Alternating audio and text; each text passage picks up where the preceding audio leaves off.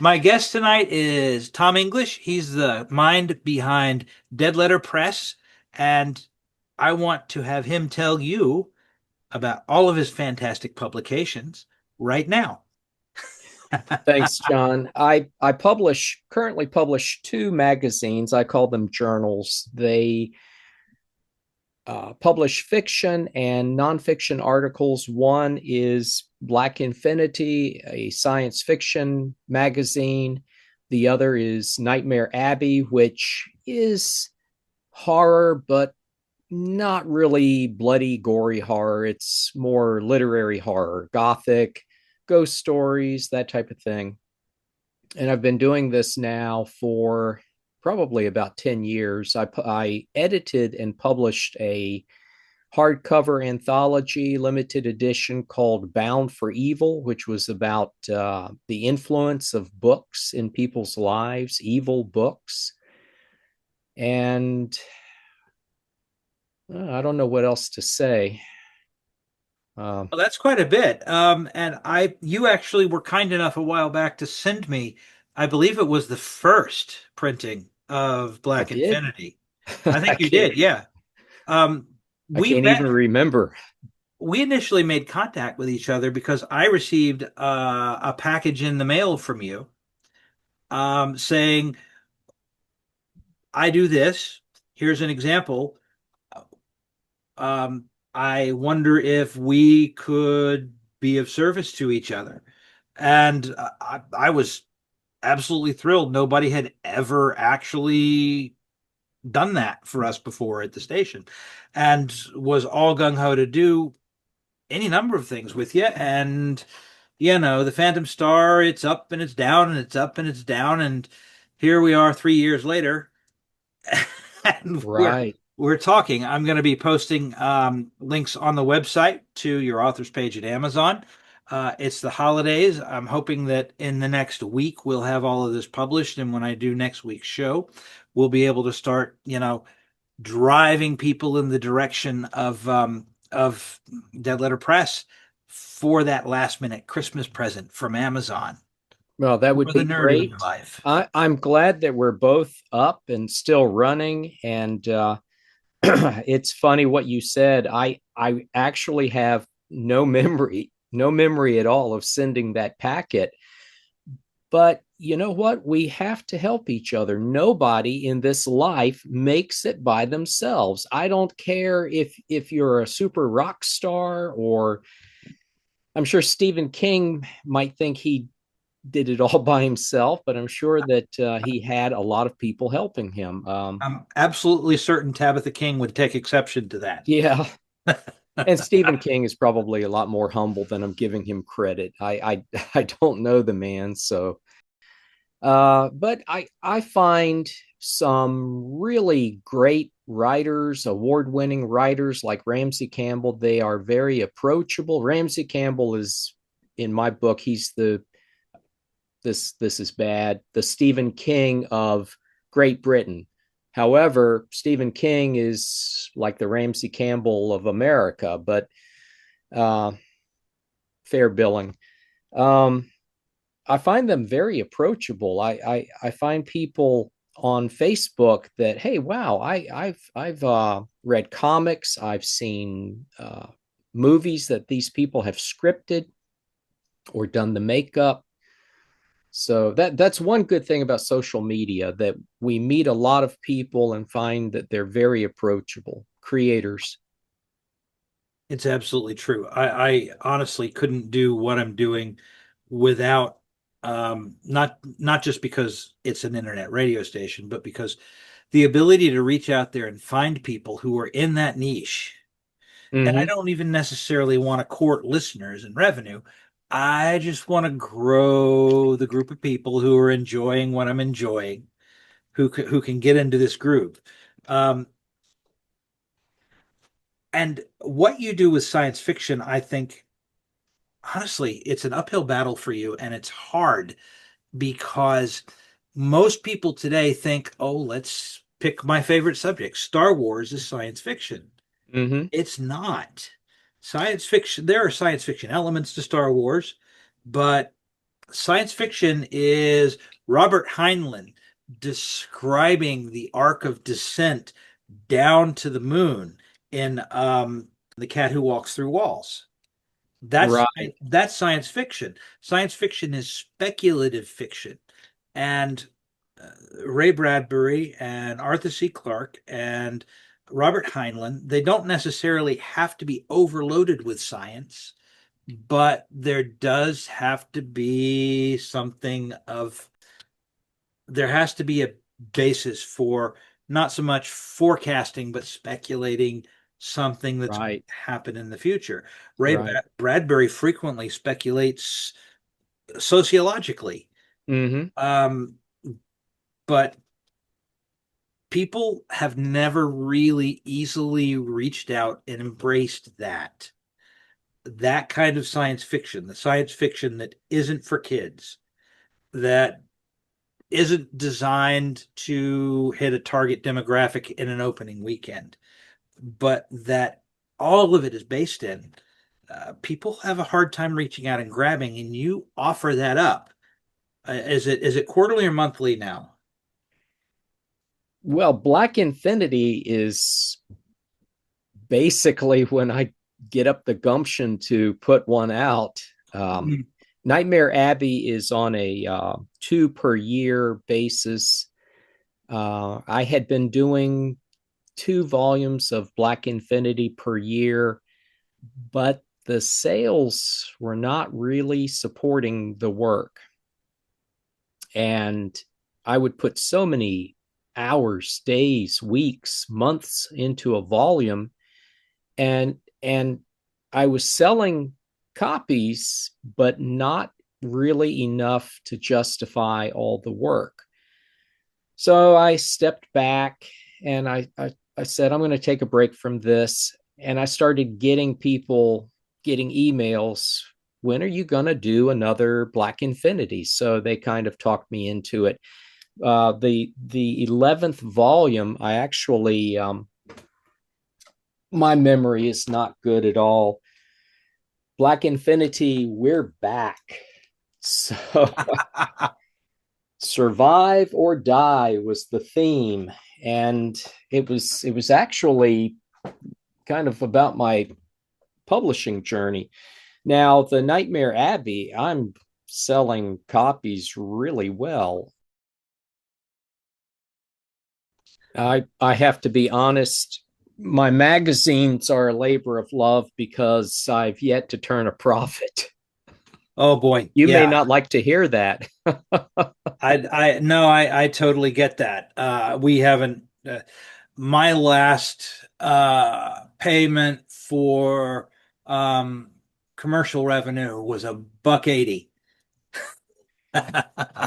Well, I've now published 11 volumes of Black Infinity and 9 volumes of Nightmare Abbey. I think I've now paid for I've, the Black Infinity because most of it is public domain. It's very low cost. I've now paid for about 6 volumes of Nightmare Abbey because I have to pay the writers and I have to pay them something substantial to get really good writers. I really hate to ask because yeah, the question is always, are aren't I when you're dealing with publishing, don't I have enough stuff in circulation? You want me to do another book, but have you considered doing a pulp fantasy because so much of Ashton Smith and Howard are basically public domain now. I mean, the trademarks will never be available, but the actual stories are.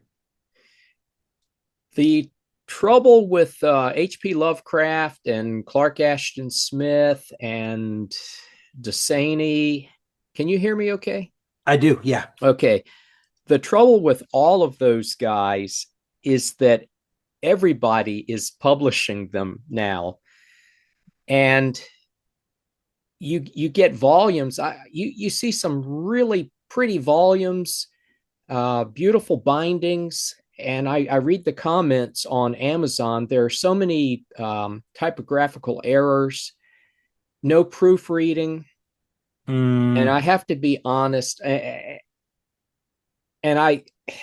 I'll sound bad saying this because I'm a small publisher and I use print on demand. Because of print on demand, just about anyone can put something on Amazon and they are glutting the market. There's so much junk on Amazon that it's hard for the consumer to find really good products. At a time when the printed word should really be special because Yeah. there's so much to compete with these days. Yeah. I agree with you on that. I really do. Um, that's a I suppose that thought would have come to me given a little time, but yeah, everybody goes looking for Robert E. Howard right away, right out of the gate. Right. Um, Right. you could get a little, you could probably do a little Burroughs, but Burroughs is problematic in the subject matter because in this day and age, an entire novel set in Africa and there isn't a single well portrayed African. Well, I've actually wanted to print some Robert E. Howard, and I have read a few stories, and I'm thinking this would be great. This is creepy. It's well written, and then I will come across something that is objectionable today, and I don't want to edit Robert E. Howard. I don't want to be one of these people that, well, I'm going to take this out. I don't like the way he's portraying this character. I Yeah. don't like this word that he's using. I'm going to change it. I don't want to do that. And on the other hand, I don't want to publish something and then have to apologize in the copyright page, explain that, hey, I didn't write this and this might offend you, but I'm publishing it anyway. There's a lot of gray areas right there. I've had to record a lot of disclaimers for things like Terry and the Pirates because it's a wonderful show and it's the template for a lot of things that came after it, even though nobody remembers it exists today. But the way they portray Asians is not acceptable. And you have to sit down and say, look, this is a formative piece of work. It's not acceptable by today's standards, but today's standards didn't exist when it was written. And the Right, fact that it right, exists is part of the reason we've changed our standards. You know, you right. have to use it as educational material. And by the time you've done that, um, too many times you're an apologist. And what one person might feel is acceptable might not be acceptable to someone else. What doesn't bother this person might bother someone else. I think a good example is The Adventures of Huckleberry Finn by Mark Twain. To me, when I was in school and it was required reading, I thought, this is great. The slave Jim is Huckleberry Finn's best friend. They have a great relationship, and he's treating him. They're on an equal basis. So I did not have a problem with it, but I could understand if someone did, and I would respect that. But as a result, there is a lot of controversy about Mark Twain today. But Uh, Unfortunately, um, I'm not sure how to express this. Nothing that ever happened before now is going to satisfy everybody now. And mm-hmm, if you begin specifically targeting markets in order to that will accept something that is, you know, give it its due. It's a classic. I mean, Huckleberry Finn. What better, what better story is there in 19th century America? it's one of the great American novels. Yeah, but I mean, how do you go out and identify a target demographic that won't be bothered in some that won't have a component that's bothered by it without, you know, fishing in the wrong pond? It's almost impossible. And I remember one of my favorite anecdotes.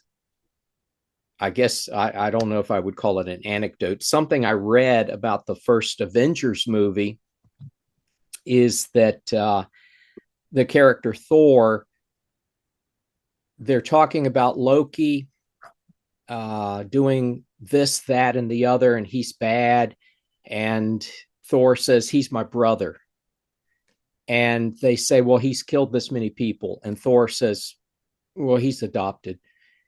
And someone really, I think someone brought a lawsuit or complained, you're putting down people who are adopted.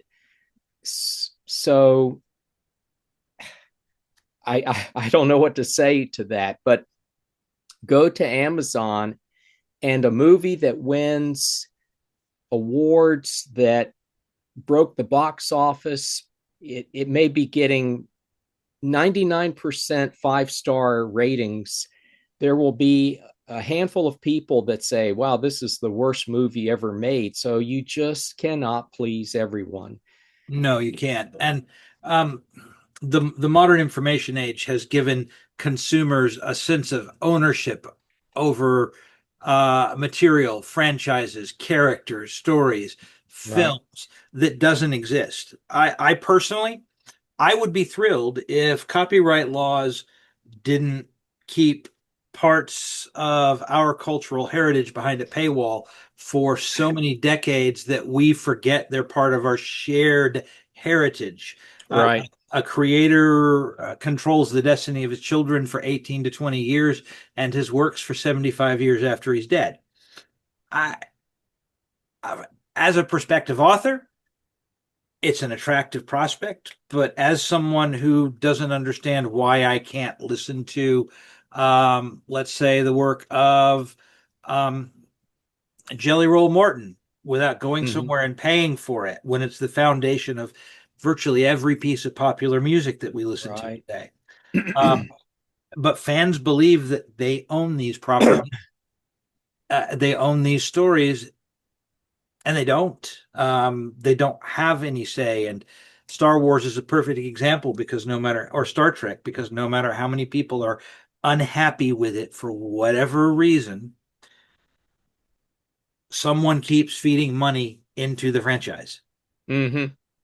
So don't you don't the audience doesn't realize it has less voice than it's ever had.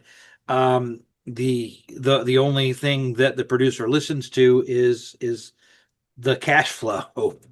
Um, and on the other side of that coin, there's so much wonderful in the public domain. I was speaking with who was it? Joe Wose over at Cartoon Academy about Don Marquis and Archie and Mehitabel. I don't know if you're familiar. No. Um, absolutely marvelous work. Don Marquis was an editorialist in Chicago during Prohibition, and he created these characters, Archie and Mehitabel. Archie was a cockroach that jumped up and down on Marquis' typewriter to write, and Mehitabel was a cat who claimed to be the reincarnation of Cleopatra. And in 1926, every person in America knew who they were. There were popular songs written about them. They were as prolific as Tarzan. And today they're gone. And they're gone because by the time the copyright expired, everybody had forgotten them. Right. Right. So I apologize. I know, but that is a very interesting point that you're bringing up. You were talking about ownership, the creator's ownership. Yeah. When George Lucas still owned the franchise before he sold it, and of course, after he sold it, he pouted. I asked for this many billions of dollars, and oh, they gave it to me. Oh gosh, and now I don't have my franchise. I don't know if you remember that he compared Disney to a bunch of white slavers that had kidnapped his created children. That was, but George Lucas did not allow any fan films to be made. No fan fiction. He would go after you. Yeah, And I absolutely. remember for a long time, and still today, the Star Trek franchise, you could write fan fiction. There were fan productions. I can't think of the title of it now, but there was a really elaborate Star Trek series that continued the original series. It was called Star Trek Continues. Yes, it's something I'm Yes. very fond of. And I guess Paramount finally caught up or caught on and decided, you cannot, the product you're making is too good. You have to stop. If you want to make something that's kind of cheesy, it's okay, but you're making something that's too professional, and we don't like that. I find that funny, Yeah, but kind of funny. I am. I'll tell you what I'm having trouble straying away from. It's because one of my contributors is Joe Wos, who I'm going to meet Joe actually for the second time in um, January. We're taking a cruise at the same time. He's presenting on the cruise. It's a convention cruise, and I'm not really going to cover it. I'm going to have a good time, but we're going to cover it. Mm-hmm. Uh, but I'm having trouble staying out of the AI in the creative marketplace debate. And I think that if I'm going to pick one, that's the one I'm going to probably end up engaging because I know so many artists and authors uh, who are literally losing money. You go to a convention and you go to get an autograph from, James O'Barr, who wrote The Crow, and across the aisle from this person is a photo booth. And you walk into the photo booth and you punch up what you want, and it prints a piece of art in the style of the fellow across the aisle. Right. Because they used his art to help program it. Exactly. And And I'm with you. I am with you on AI. I do not use any AI in the magazines. I would not publish anything, artwork or stories or anything that had AI attached to it. And again, getting back to my guidelines for Nightmare Abbey, don't disparage any person, but computers are fair game. I there mean, you go. tear the computer apart because to me, we actually had an episode of the original Star Trek that kind of foresaw this and dealt with the issue. Uh, they bring a computer onto the Enterprise to basically run the Enterprise and do these war games. I cannot think of the name of the episode, but the computer was going to put a lot of people out of work. And to me, that's what AI is going to do. I think about the man or woman that gets up and spends several hours a day every morning writing on a novel. And now a computer, because it's taking a bit of this, a bit of that, it can do it in such a short amount of time. And we can't compete in the same way that when the calculator came along. If you ask some professor, can you crunch these numbers for me? And he goes to the blackboard before he can finish, the calculator has come up with the answer. The same thing, a piece of artwork. You have a digital artist, he's painting on his computer, but AI will enable this guy to come up with something very similar because the computer was programmed with this guy's artwork.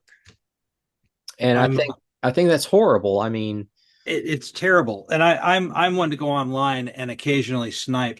I follow a number of, for example, Lovecraft pages through social media, in the hopes of bumping into someone that I can draw to my station and share my love of Lovecraft with. And there's an awful lot of AI produced Cthulhu artwork out there. I mean, a lot. And I love to sneak into these people's pages and comment, stop teaching AI about Cthulhu. Yeah. Yeah. Stop teaching AI about Lovecraft. This is not going to end well. This is a bad idea. But I mean, it's meant in good spirited fun, but it really it's the only it's the only comment that isn't directly damning to the person who posts it. You're not you're Well, believe it or not, I have seen, and I never get involved in the back and forth on Facebook, but I will see people going at it tooth and nail. That someone will post something that's AI, and someone else will come along and say, "Don't post AI stuff. It's blah blah blah." And the person will come back, well, it's a tool. It's just, it's like a typewriter. It's a tool. And why can't I use it? And so, it's there's an episode of Star Trek The Next Generation where they kidnap a bunch of children who have artistic tendencies and they give the children shortcuts to produce the art that they have in their head. I don't remember the title of the episode. It doesn't stand out as one of the great ones, but it kind of mirrors what's going on now. The difference is that nobody's nobody's ever actually going to appreciate AI as art, as print. It's just, I don't know a single artist who thinks AI should be used for art. I don't know a single author or script writer who thinks it should be used to produce things. yeah, no I'm sure I don't know. professionals, no Yeah, professionals, but the wannabes, they think that's their avenue. they think the idea is all, and I get it. I have an idea. I'm going to feed it into a computer. The computer's going to regurgitate it and make my idea real. I'm going to tell a computer I want a song, and the computer's going to give me my song. Uh, I mean, It's it's it's not it's not that dissimilar to the actor who decides I want to write a novel and hires a ghostwriter, and the novel will come out and it's by now they'll just get AI to do it. the problem is in every single provision, every single AI. You click on the terms of service. You don't necessarily read them, but even if you did, you wouldn't necessarily understand them. It's like signing to a big music label and signing away the publishing rights because you don't know what publishing rights actually are. Right. It's not your piece of music. It's the LLC or the corporation that owns that algorithm that produced that. You'll never see the royalties. It'll never make you specifically famous because what's going to happen as soon as you produce your magnum opus with chatbot, someone else is going to see it and go, I can do that, and they're going to steal it from you. They're while I do not believe copyright should last for up to a century, I do not believe it should last 15 minutes. And it will be impossible to own anything when AI is proliferated, when it's out there. And you will not want to, if it does proliferate, if it and it may, and people are publishers are no longer buying novels. We've got Salinger, Catcher in the Rye, and we're going to combine that with something that Asimov wrote, and we're going to throw in a little bit of this guy, and we're going to and the AI program is going to write us this novel, and that's what we're going to publish. We're no longer going to buy novels from people that have put the time in the chair on the keyboard, typing it out. Well, It, they're all eventually it'll all be the same because if all we're doing is regurgitating amalgam, it reaches this fine grayish consistency, and we won't have access to the originals anymore because we don't want people to see what good stuff is as long as they're, eating up our slop. but So, what will happen, you will always have people that, well, I'm going to do it for the love. I'm going to write this novel. I'm going to do it for the love of it, even though I probably will not be able to publish it because the publishers are publishing what you just described as that gray, homogeneous, oatmeal. gelatinous mass. Yep. But you'll also have the person who could possibly write a great novel, and they're going to say, why do I want to spend so much of my life in a room all by myself writing when I can't publish it? Or if I do publish it, it's lost in a sea of dross of I think Worse that's than going to that. happen. Worse than that, it's absorbed into the amalgam. Oh yeah, and they will, yeah. Yeah. I again, there's so much on the internet because of AI, and as you said, I see posts on Facebook that are clearly written by AI. I mean, you can read it and they just kind of meander, and I wish people would not be posting that because it's a big waste of time. There are so many clips of I did some AI of the superhero. Here's Yeah. here's Batman talking to Spider-Man. I did it with AI. I don't want to see that. It's taking away from everything else. But The problem is where you hit the fine lines. Is AI all right to help you design your website? Well, I'm going to be honest with you. My website was originally AI designed. I went back and wiped out all the artistic elements because I was literally stealing from the people I was attempting to promote. Um, but is it okay to help you to, let's say you want to create a musical composition? You want to write the music, you want to write the lyrics, but you don't have any musical talent. Can you use the AI just to produce the music that you've written? Where is it too far? And I think we're at a point where too far is or too far is unrecognizable, and we probably should be reining back on it, but we won't because it's not how people work. yeah, I agree with you. AI will even be driving cars at some Yeah, point. yeah. And I guess that's going to put taxi drivers out of business. But I go to I go to Amazon and I'm spending so much time on my magazines, and I'll go to Amazon and I'll see something that I know it's only going to last an issue or two, and I'm looking at it and I'm seeing the typos. It's ill formatted. There are no page numbers, and I'm thinking this person knows nothing about formatting properly formatting a book or a magazine for publication, and but it's there for sale, and there are going to be a certain number of people that get hoodwinked into buying it. And then they're less likely to come back and participate in Black Infinity, for example, And because there's only so much disposable money.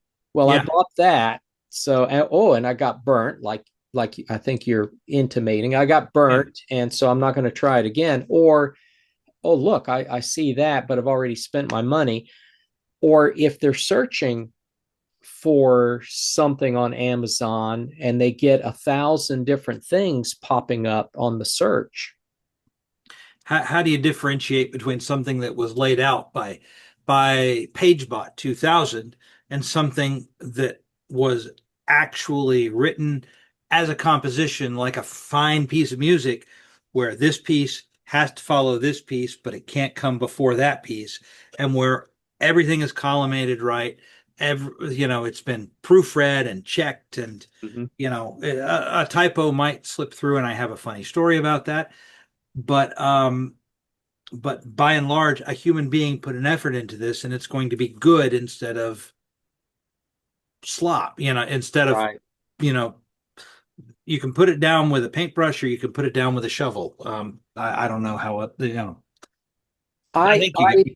I published the Tom Corbett novels that were originally published in the 1950s, and they were out of print. And I wanted to create this uniform set of soft covers, and I wanted them to have really nice painted covers. I wrote these really informative introductions for each novel. I went through, and there are words that when the novels were written, airlock was 2 words. 2 words. Today it's 1 word, airlock. So I would correct that. It's that's not really a major change. Okay, it doesn't need to be 2 words. It's why I would go through and I would annotate certain things. I would have some footnotes, and I wanted to bring context. And those books are available on Amazon, but alongside them are copies of Tom Corbett novels, and the cover is a marble Huh. soiree cover, a cover with flowers on it, where the person Yeah, the person I got to put a cover, and obviously it's only a money grab. It's I want the book there, and I want to make a royalty from Amazon, yeah. and I'm not I've putting any effort in there. I've So seen exactly what you're talking about yeah, because I've looked so up if you your. search on the Tom Corbett novels, mine will come up, and I've gotten some good reviews where this is a nice updating of the novels, updating as far as the packaging goes. But you have to wade through the dross. It's frustrating. Well, currently we are running. Gosh, I have 6 thoughts in my head at once. Let me see what I can do to organize these. First off, I've looked up your Tom Corbett stuff several times because while you were publishing those, I was running the Tom Corbett radio serial, Okay. which ran simultaneous to the TV show and had the same cast for the most part. Um, and I think when we're done running Journey into Space, The Red Planet, which is a BBC production that's phenomenal. If you haven't listened to it, um, I'll check it out. go to archive.org and check it out because for 1954, it is some of the best mass media released actual speculative fiction. Yes, they're in a fleet of rocket ships. They're traveling from the moon to Mars. The fact that they're going from the moon to Mars instead of from Earth to Mars already tells you something about the level of sophistication of the story for 1954. They talk about the planets moving while the ships are in transit and how it's going to change the distance they travel back once they Right. travel there. They talk about the communications lag the further you get from Earth. And yes, there's a lot of action in it, but it's British television action. It takes a little longer to develop. It takes a little longer to develop, but the stories are really intelligent science fiction. And there are 3 series. I started with the middle series, The Red Planet, and it's so good. It's so sophisticated for its day. It absolutely blows anything we were recording in America at the same time away. But when Yeah, we've done, the BBC did great stuff, like Nigel Neal, the Quatermass yep, serials that BBC ran, and then Hammer turned them into some movies. Yeah. There's so many things we could talk about. Um, but there are about 20 episodes to Red Planet. The problem with Tom Corbett is there are about an infinite number of episodes. They ran and ran and ran, Mm-hmm. and they were truly serialized. They were like Doctor Who. When you start the next episode, you see the last 5 minutes of the previous episode, and the plot takes over from there. And it's like listening to the old Superman show. There's not a stopping point ever. But it would be nice to return to Tom Corbett and talk about what we're talking about now by way of steering people in the direction of those books on Amazon. Because I assume they're print on demand too. And if you're not working on them now, previous issues can be had just because someone clicks a button and orders one. Right. So that might be fun to work on. We could try that. And that is the beauty of print on demand. You don't have a warehouse. You're not killing trees to stack books in a warehouse. Um, it's printed when the person orders it. Things that aren't big money makers, like the Tom Corbett novels, they can be kept in print and they can be kept in nice editions, and they're there. And if you are publishing, you're not having to mess with the mechanics of shipping things, of packaging and shipping books. I can't offer free shipping. Amazon can, and I think that's a big seller. That somebody can go, they have Prime, they can get the Tom Corbett novels and not have to pay shipping. So I really like print on demand, but again, the downside is anybody can now publish books because of print on demand. There are a lot of what is called low content books. It's a journal, it's a coloring book, it's just not that much. It's what I call a non-book. But I've seen so many small press, quote unquote, small press companies start up, and they've run out of names. Like you got Dog Vomit Press, you've got Moldy Grave Press. I mean, they're just trying to come up with a name, and okay, and I'm going to reprint Dracula by Bram Stoker. You know, there's only 1,000 other editions of it out there, and Yeah. I would not do anything if I didn't think I could add some value to it. I would not do it. I mean, no point.